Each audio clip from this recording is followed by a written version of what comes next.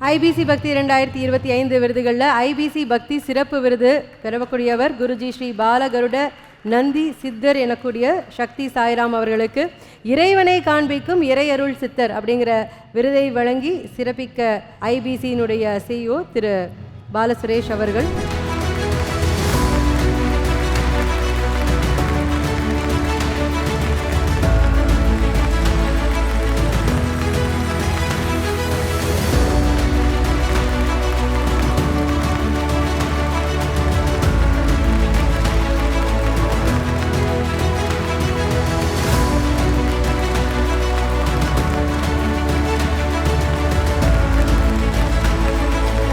IBC பக்தியின் சார்பாக அவர்களுக்கு விருது வழங்கப்படுகின்றது. உங்களுடைய பலத்த கைத்தட்டலோடு